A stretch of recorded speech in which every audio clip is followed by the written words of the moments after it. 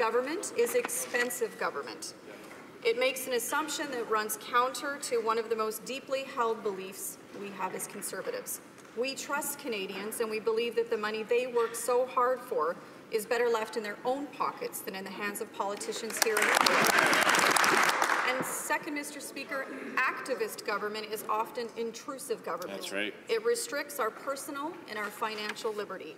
It operates under the assumption that important decisions about everything from how we raise our children, to how we go about our business, to how we spend our golden years, are best made by the state rather than by an individual. We disagree with that. Canadians elected this government to do different things and to do things differently. Many of those changes are already underway. Our first substantive bill, the tax cut for the middle class, will be introduced in this House on Wednesday. Also this week, the first flights carrying Syrian refugees from camps in Jordan and Turkey will land on Canadian soil. The reality is when we talk about Canada's new approach to fighting ISIS, Canada isn't back. Canada is backing away. So our offer stands, Mr. Speaker. Should this government change its position and allow our Air Force to continue bombing ISIS along with our allies, it would have our full support. Mr. Speaker, it has been just over a month since our government took office.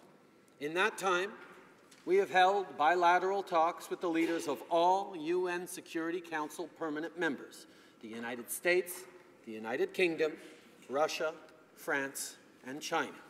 As it stands, the government's proposed middle-class tax cut will not give a penny to nearly 70% of Canadian taxpayers. You're right.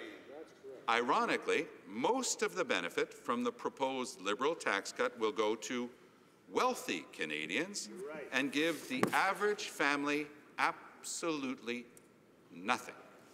Whereas, as my colleague from the Boast said a few minutes ago, a member of Parliament who earns $167,400 a year will be getting the maximum tax cut, and that's just not fair.